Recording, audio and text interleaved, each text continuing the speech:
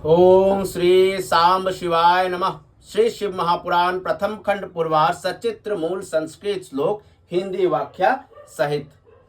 नमस्कार दोस्तों, आज मैं श्री शिव महापुराण के अंतर्गत जो द्वितीय रुद्र संहिता है उसका जो तृतीय खंड पार्वती खंड का मैं वर्तमान में पाठ कर रहा हूं। आज उसका मैं त्रयोविंश अध्याय यानी कि 23वें अध्याय का पाठ करने जा रहा हूं। ध्यानपूर्वक सुने, भूल त्रुटि होने से क्षमा करें। हिमालय आदि का तपस्या निरत पार्वती के पास जाना, पार्वती का पिता हिमालय आदि को अपने तप के विषय में दृढ़ निश्चय की बात बताना, पार्वती के तप के प्रभाव से त्रैलोक्य का संतप्त होना, सभी देवताओं का भगवान शंकर के पास जाना। तो चलिए शुरू करते हैं। ब्रह्मा जी बोले, नारद जी से कह रहे हैं, हे मुनीश्वर, शिवजी की प्राप्ति के लिए इस प्रकार तपस्या करती हुई पार्वती का बहुत समय व्यतीत हो गया तो भी शंकर प्रकट नहीं हुए। तब अपने संकल्प में दृढ़ निश्चय वाली परमेश्वरी पार्वती के समीप अपनी भार्या, पुत्र तथा मंत्रियों सहित आकर गिरिराज हिमालय उनसे कहने लगे। हिमालय बोले, हे महाभागे, हे पार्वती, तुम इस तप से दुखी मत हो। हे बाले, रुद्र विरक्त है, इसलिए तुम्हें दर्शन नहीं दे रहे हैं, इसमें संदेह नहीं है। दुबली पतली तथा सुकुमार अंगों वाली तुम इस तपस्या से मूर्छित हो जाओगी, इसमें संदेह नहीं है। ये मैं सत्य सत्य कहता हूं। इसीलिए है वर्णिनी, तुम उठो और अपने घर चलो। उन रुद्र से तुम्हारा कौन सा प्रयोजन सिद्ध होगा जिन्होंने पहले कामदेव को ही भस्म कर दिया है। जब निर्विकार होने के कारण वे शिव तुम्हें ग्रहण करने नहीं आएंगे तो हे देवीश, तुम उनसे प्रार्थना भी क्यों करोगी। जिस प्रकार आकाश में रहने वाले चंद्रमा को ग्रहण नहीं किया जा सकता, उसी प्रकार हे अनघे, तुम शिवजी को भी दुर्गम समझो।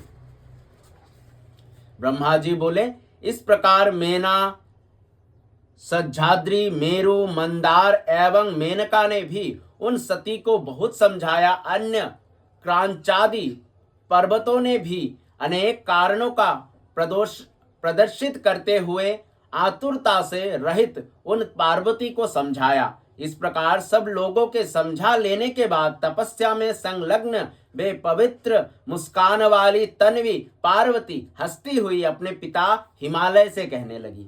पार्वती बोली, हे माता, हे पिता, मैंने जो बात पहले कही थी, क्या आप लोग उसे भूल गए। हे बंधुगण, इस समय आप लोग भी मेरी प्रतिज्ञा सुने। जिन्होंने क्रोध से कामदेव को जला दिया, वे महादेव निश्चय ही विरक्त है, किंतु उन भक्त वत्सल्य शंकर को मैं अपनी तपस्या से संतुष्ट करूंगी। आप सभी लोग परम प्रसन्न होकर अपने अपने घरों को जाए। वे अवश्य ही प्रसन्न होंगे, इसमें संदेह नहीं। जिन्होंने कामदेव को भस्म कर दिया तथा जिन्होंने पर्वत के वन को भी जला दिया, उन सदाशिव को मैं केवल अपनी तपस्या से यहाँ अवश्य बुलाऊंगी। हे महाभागो, वे सदाशिव महान तपोबल से अवश्य प्रसन्न हो जाते हैं, ये निश्चित जानिए। मैं आप लोगों से सत्य कह रही हूँ। ब्रह्मा जी बोले, पर्वतराज की पुत्री सुभाषिनी पार्वती अपनी माता मेनका, भाई मैनाक, मंदर तथा पिता हिमालय से इतना कहकर चुप हो गई। इस प्रकार जब शिवा ने उनसे कहा, तब वे विचक्षण हिमगण आदि पर्वत बार बार गिरिजा की प्रशंसा करते हुए जहां से आए थे वहां अत्यंत विस्मित हो चले गए।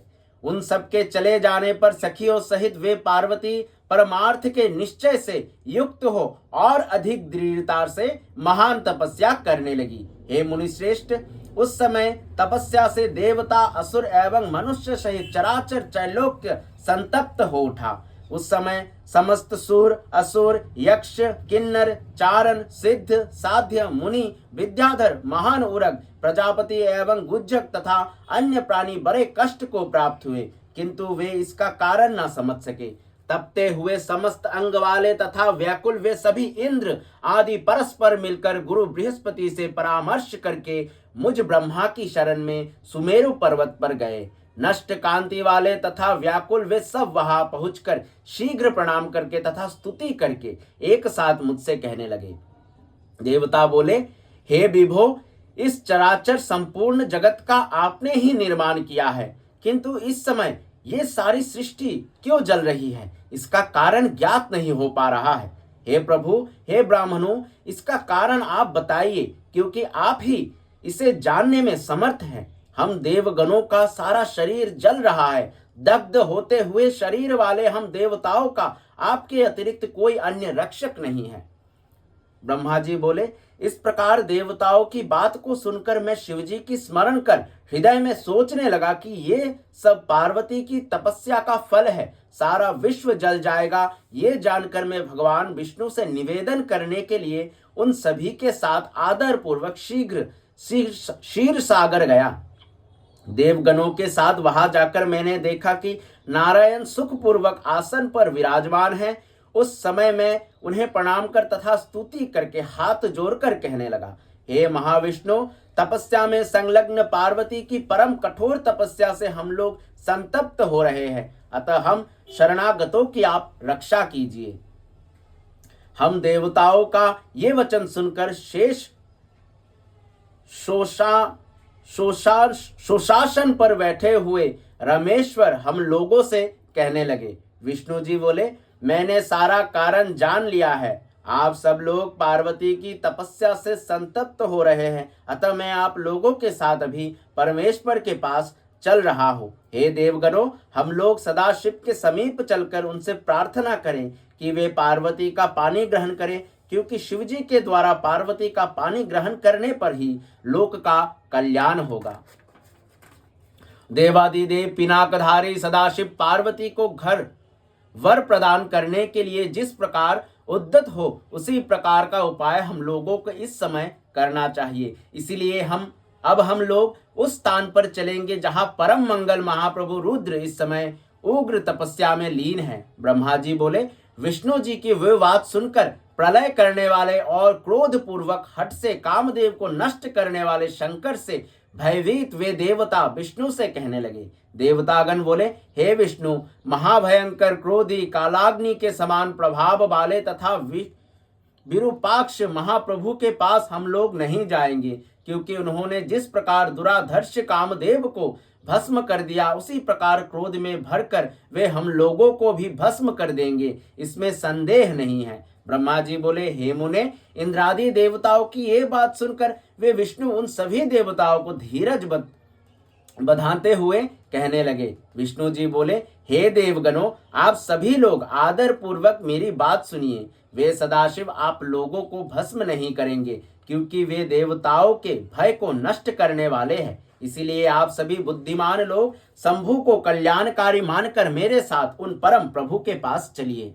वे शिव ही पुराण पुरुष, सबके अधीश्वर, सबसे श्रेष्ठ, तपस्या करने वाले, परमात्मा स्वरूप और परात्पर है। हम लोगों को उन्हीं का आश्रय लेना चाहिए। ब्रह्मा जी बोले, जब सर्वसमर्थ विष्णु ने इस प्रकार देवगणों से कहा, तब वे सब उनके साथ पिनाकी भगवान सदाशिव के दर्शन करने की इच्छा से चले।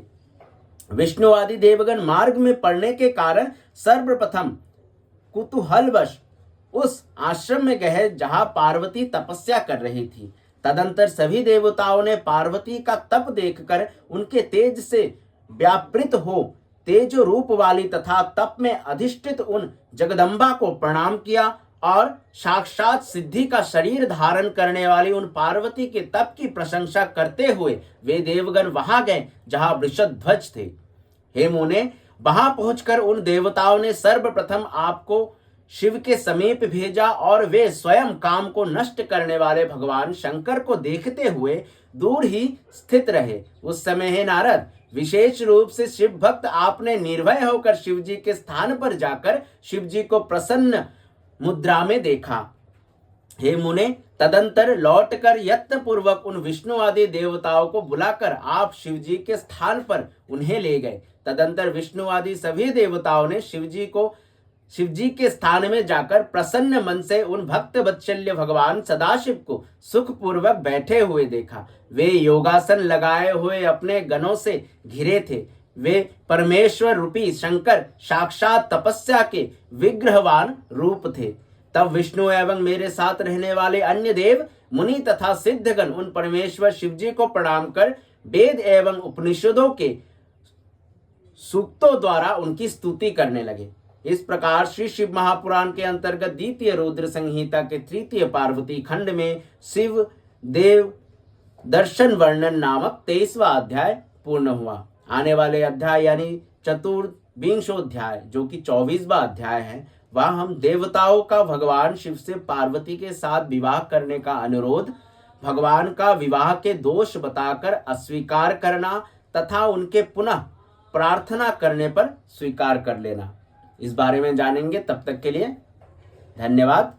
सांब सदाशिव सांब सदाशिव सांब सदाशिव सांब सदाशिव सांब सदाशिव हरि शंभु।